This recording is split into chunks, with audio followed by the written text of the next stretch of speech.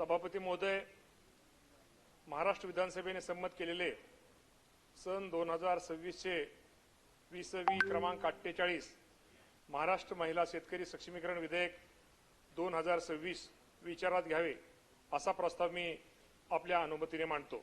बोला, काय बोलायचं? सभापती महोदय,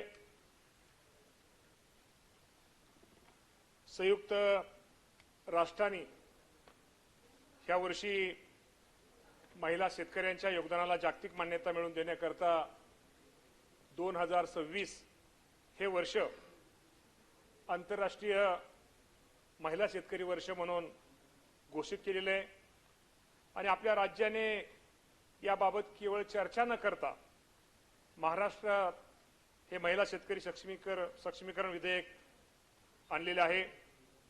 दिनांक 2 जुलै 2026 रोजी राज्याच्या विधानसभेने एकमताने ऐतिहासिक निर्णय घेत महाराष्ट्र महिला शेतकरी सक्षमीकरण विधेयक 2026 सभापती महोदय संमत केलेले आहे। विधानसभेने एकमताने संमत केलेले महिला शेतकरी विधेयक मी या सन्माननीय सभागृहासमोर आपल्या सर्वांच्या मान्यतेसाठी आणि राज्याच्या माझ्या माय माऊलींच्या उज्ज्वल भविष्यासाठी सादर करत आहे। याचा निश्चित प्रकारे सभापती महोदय मला आनंद आहे। आपल्याला सर्वांना माहिती की आपला भारत हा कृषीप्रधान देश आहे। देशाच्या एकूण रोजगारापैकी 46% रोजगार हा कृषी क्षेत्रामध्ये सभापती महोदय निर्माण होतो। राज्यातील ग्रामीण भागातील 81% महिला शेती व शेतीपूरक व्यवसायात गुंतलेल्या कामामध्ये गुंतलेले आहेत। असे असताना शेतीमध्ये रात्रंदिवस ऊन वारा पाऊस कशाचाही पर्वा न बाळगतात शेतीत राबणाऱ्या माझ्या माय माऊलींना जेव्हा सरकारी योजनेचा लाभ घेण्याची वेळ येते तेव्हा कागदावर ती माऊली कोण असते? दुर्दैवाने ती कागदावरती शेतकरी नसते आणि कारण जमिनीची मालकी असणे ही पूर्वअट असल्यामुळं आपल्या समाजात महिलांच्या नावावर सातबार असण्याचे प्रमाण हे अत्यंत नगण्य आहे आणि त्यामुळे निश्चित प्रकारे या महिलांना अनेक योजनांचा लाभ सभापती महोदय घेता येत नाही। जमिनीची मालकी ही सहसा पुरुषांच्या नावावर असते। जमिनीवर नाव नसल्यामुळं ती बँकेत कर्ज मागायला जाऊ शकत नाहीये। तिला कोणत्याही सरकारी अनुदानाचा लाभ मिळत नव्हता किंवा विम्याचे संरक्षण मिळत नव्हते। केवळ जमीन नावावर नाही म्हणून वर्षानुवर्ष शेतीत राबणाऱ्या माझ्या माय माऊलीला आजपर्यंत आपल्या व्यवस्थेने कधीही शेतकरी सभापती महोदय मानलेला नाही। भारतीय संविधानाच्या अनुच्छेद 39 व 43 मधील राज्य धोरणाच्या मार्गदर्शक तत्वानुसार सर्व नागरिकांसाठी उपजीविकेची पुरेशी साधने निर्माण करून सामाजिक व आर्थिक न्यायाला चालना द्यावी। समान न्याय व स्त्री पुरुषामध्ये भेदभाव न करता सदर उपजीविकेची साधने निर्माण करावीत अशी सभापती महोदय तरतूद आहे आणि महिलांच्या या शेतीतील कष्टाला कायदेशीर ओळख करून देणे ही काळाची गरज होती आणि म्हणूनच या राज्याचे मुख्यमंत्री देवेंद्र फडणवीस साहेब असतील, एकनाथजी शिंदे साहेब असतील आणि उपमुख्यमंत्री सुनेत्रा वहिनी पवार असतील यांच्या मार्गदर्शनाखाली सादर झालेल्या या विधेयकामधून ती माझ्या महिला भगिनीची ती गरज ही सभापती महोदय गरज पूर्ण केली जाणार आहे। आपल्याला सभापती महोदय माहिती आहे की महाराष्ट्र हा पुरोगामी विचाराची व सामाजिक न्यायाची ही आपली भूमी आहे आणि महाराष्ट्राच्या मातीमध्ये एक समृद्ध वैचारिक आणि सामाजिक वारसा लाभला आहे। या वारशाच्या पाया रचण्यात आणि विशेषतः माझ्या महिलांच्या विकासाच्या दिशा निश्चित करण्यामध्ये राजमाता जिजाऊ, पुण्यश्लोक अहिल्यादेवी होळकर आणि क्रांतिज्योती सावित्रीबाई फुले यांचं योगदान हे महत्वपूर्ण राहिलेलं आहे। सभापतीमध्ये याप्रमाणे अनेक थोर महिलांनी महाराष्ट्राच्या जडणघडीमध्ये मौलाची भूमिका बजावलेली आहे। आजच्या आधुनिक पुरोगामी आणि वैचारिकदृष्ट्या समृद्ध महाराष्ट्र याच्यावरच त्यागावर आणि कर्तृत्वावर या आमच्या महिला भगिनींच्या उभा आहे। सभापती महोदय, त्याच पुरोगामी विचाराचा वारसा पुढे चालवण्याकरता आज आपण या राज्यातील महिलांच्या शेतकऱ्यांच्या हक्कासाठी एक ऐतिहासिक निर्णय घेत आहोत। सभापती महोदय, आपल्याला माहिती आहे की हरित क्रांतीचे जनक डॉक्टर एम.एस. स्वामीनाथन हे केवळ कृषी शास्त्रज्ञ नव्हते, तर ते एक अत्यंत संवेदनशील आणि दूरदृष्टी असलेले एक समाज सुधारक होते. शेतकऱ्यांचं उत्पन्न दुप्पट वाढले पाहिजे, त्यांना न्याय मिळवून देणे ही त्यांना वाटले. शेतकऱ्यांच्या उत्पन्नाबरोबरच त्या प्रवासामध्ये माझ्या शेतकरी शेतामध्ये कष्ट करणाऱ्या महिलांचं पण योगदान हे केंद्रस्थानी असायला हवे, यावर त्यांचा स्वामीनाथन साहेबांचा ठाम विश्वास होता. आणि स्वामीनाथन साहेबांच्या मते जर आपल्याला देशातून कुपोषण आणि गरिबी संपवायची असेल तर आधी महिला शेतकऱ्यांचे सक्षमीकरण करावे लागेल. कारण महिला ज्यावेळेस कमवते तेव्हा ती सर्वात आधी आपल्या कुटुंबाचा आणि मुलाच्या आरोग्यावर व पोषणावरती खर्च करत असते. सभापती महोदय, या विधेयकावर सर्वात मोठं या विधेयकाचं एक वैशिष्ट्य आहे, यातलं शेती या संकल्पनेची व्याख्या ही अतिशय व्यापक आणि सर्वसमावेशक करण्यात आली आहे. पीक उत्पादनासोबतच आमच्या ग्रामीण भागातल्या ज्या महिला पशुपालन व्यवसाय करतात, कुक्कुटपालन असेल, दूध व्यवसाय असेल, मासेपालन असेल, मधमाशी पालन असेल, वन उपज संकलन उदाहरणार्थ तेंदूपत्ता, डिंक गोळा करणे इत्यादी अशा सर्व उपजीविकेच्या साधनाचा यात समावेश करण्यात आला आहे. एवढेच नाही तर शेती नसणाऱ्या परंतु शेतमजूर म्हणून काम करणाऱ्या महिलांचा यात समावेश या विधेयकामध्ये समावेश केला आहे. त्यामुळे जमीन नसतानाही परंतु शेतीशी निगडीत कोणत्याही कामात गुंतलेल्या महिलेला महिला शेतकरी म्हणून मान्यता या विधेयकातून मिळणार आहे. सभापती महोदय, याचा अर्थ शेती व्यवसायात काम करणाऱ्या महिलांना मग त्यांच्या नावे जमीन असो व नसो त्या महिला शेतकऱ्यांना म्हणून त्यांना आपण महिला शेतकरी म्हणून आपण त्यांना दर्जा देण्यात येणार आहे. या विधेयकामध्ये केलेली महिला शेतकऱ्यांची व्याख्या ही शेती क्षेत्रातील महिलांच्या प्रत्येक योगदानाला एक न्याय देणारी राहणार आहे. अध्यक्ष महोदय, सदर कायद्यानुसार महाराष्ट्राच्या रहिवासी असलेल्या ग्रामपंचायत व नगर पंचायती कार्यक्षेत्रात शेती व शेतीपूरक व्यवसायामध्ये काम करणाऱ्या 18 वर्षापेक्षा अधिक वय असलेल्या महिलांना महिला शेतकरी म्हणून आपण प्रमाणपत्र या विधेयकातून दिलं जाणार आहे. सदर कायद्याअंतर्गत सभापती महोदय, महिला शेतकरी प्रमाणपत्र मिळाल्यानंतर त्या आमच्या महिलेला कृषी विषयक अर्थसहाय्य, बियाणे, खते इत्यादी शेतीनिविष्ठांचे वाटप, विविध शासकीय योजनांचा लाभ, कृषी पत कर्ज पुरवठा विस्तार, सेवा आणि बाजारपेठेची सुविधा उपलब्ध होणार आहे. तसेच शासन अधिसूचित करेल त्या अशा योजना व सेवेचा लाभ दिला जाणार आहे. त्याद्वारे शेतकरी महिलांना त्यांच्या पायावर उभ्या राहण्यासाठी पाठबळ मिळेल. सभापती महोदय, शेतकरी महिला आपल्याला माहिती आहे की ही महिला आर्थिकदृष्ट्या स्वावलंबी झाल्याशिवाय महिला सक्षमीकरण होणार नाही. त्यामुळेच हे प्रमाणपत्र महिला शेतकऱ्यांच्या सक्षमीकरणाचं भविष्यामधलं एक निश्चित प्रकारे एक ओळखपत्र हे ठरणार आहे. अध्यक्ष महोदय, आपल्याला माहिती आहे की महाराष्ट्र महिला शेतकरी सक्षमीकरण कायदा 2026 या अधिनियमानुसार महिला शेतकरी प्रमाणपत्र प्राप्त झालेली प्रत्येक महिला शेतकरी शासनाच्या प्रचलित नियम, अटी व शर्तीनुसार लागू असलेल्या गोपीनाथ मुंडे शेतकरी अपघात विमा योजनेचा लाभ घेण्यास निश्चित प्रकारे हे आमची शेतमजूर भगिनी सुद्धा यामध्ये पात्र ही त्यामध्ये राहणार आहे. अशा महिला शेतकऱ्यांच्या योजनेच्या लाभार्थीपासून समावेश करण्यात निश्चित प्रकारे सभापती महोदय येईल.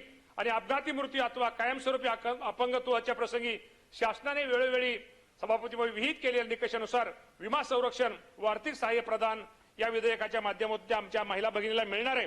महिला शेतकरी प्रमाणपत्र देण्याची प्रक्रिया ही आपल्या गावच्या ग्रामसभेच्या अथवा नगर पंचायत सभेच्या माध्यमातून करण्यात येणार आहे. प्रमाणपत्र सभापती महोदय देण्याची कार्यपद्धती ही अत्यंत सोपी आहे. त्याबाबत तक्रार किंवा अडचण सभापती महोदय आमच्या महिला भगिनीला आल्यास त्या तालुक्यातला तालुका कृषी अधिकारी दर्जाकडे त्यावर अपील करण्याची तरतूदही या कायद्यामध्ये सभापती महोदय आपण निश्चित प्रकारे केलेली आहे.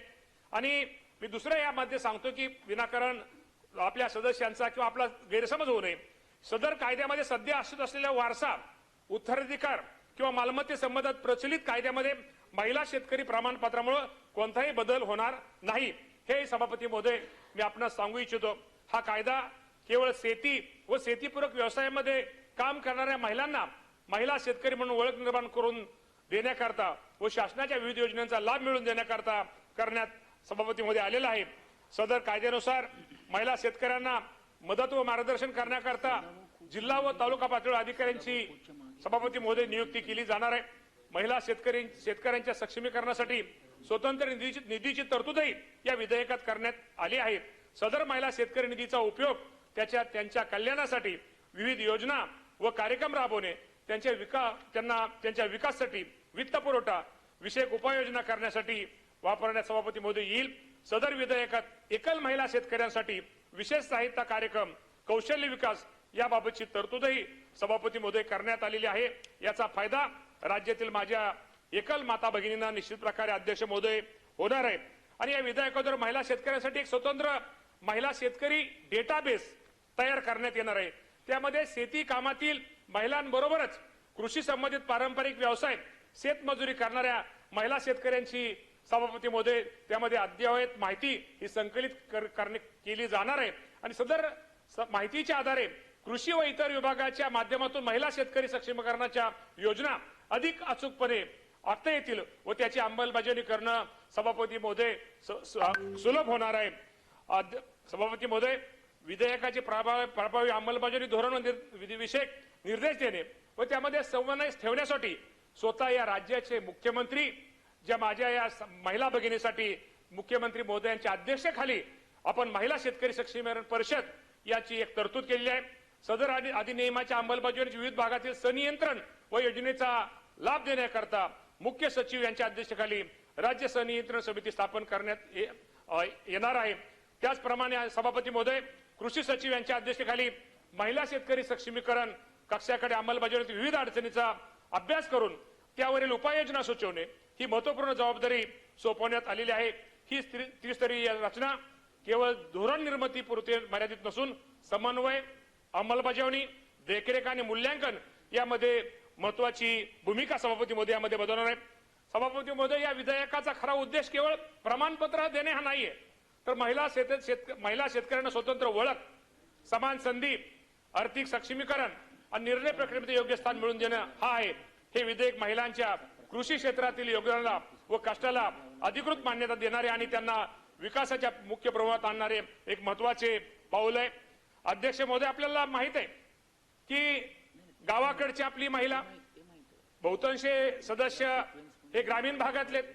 आपल्याला माहित आहे की गावाकडली महिला फक्त आपली चूल आणि मूल पहिलं सांभाळायची, पण की भविष्यामध्ये आता ती आमची भगिनी ही चूल आणि मूल सांभाळणे नसून ती माऊली कुटुंबाचा खरा कणा आहे. आपल्या सगळ्यांना माहित आहे. आपण ग्रामीण भागामध्ये आपण बघतो की ग्रामीण भागामध्ये सभापती महोदय ही महिला सकाळी आपल्याला माहिती आहे कोंबडा ज्या वेळेस आपला आरवतो, आपण मराठीमध्ये कोंबडा आरवायला म्हणजे आपण वराडाच्या ऐवजी आपण कोंबडा आरवतो आपला हा शब्द असतो. कोंबडा आरवायपासून तिचा त्या महिला भगिनीचा झालेला दिवस आणि रात्री सगळे झोपल्यानंतर त्या माझ्या महिला भगिनींचा त्या गावातल्या महिलेचा तो दिवस संपतो.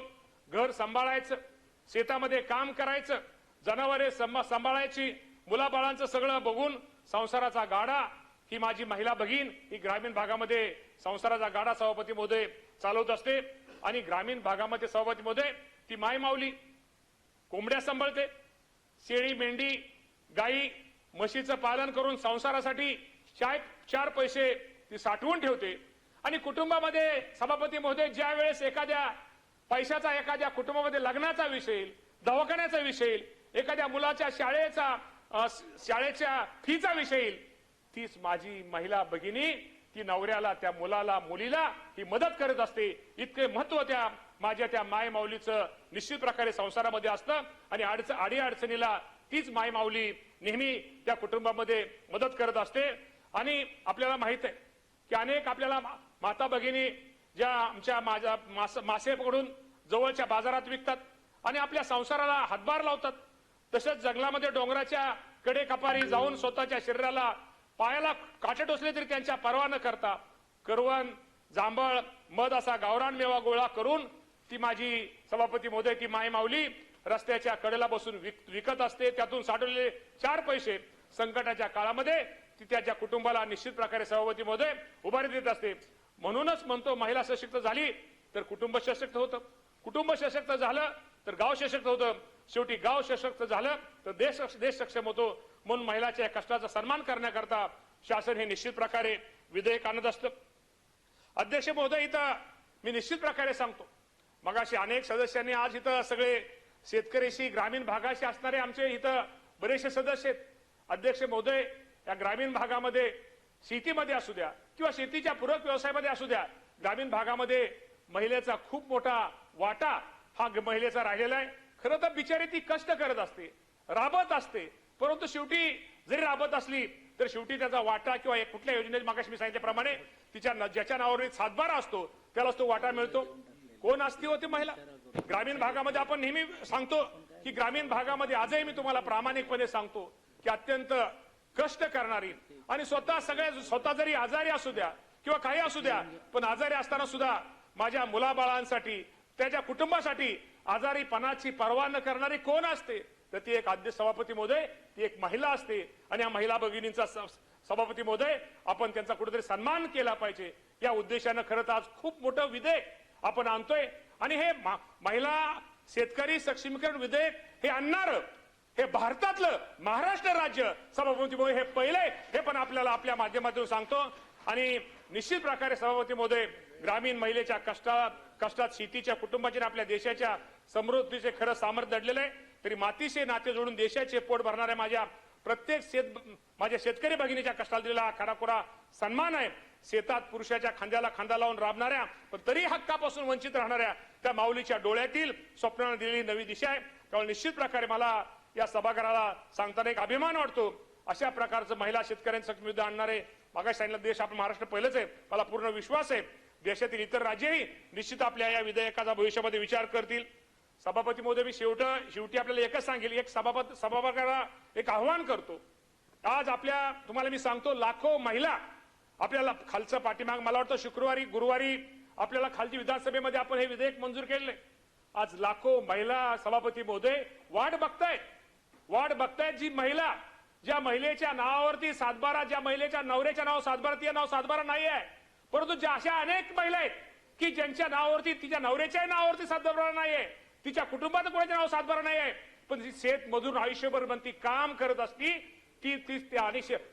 अनेक शेतीपूरक व्यवसायामध्ये त्या महिला माझ्या शेतमजूर काम करत असतात.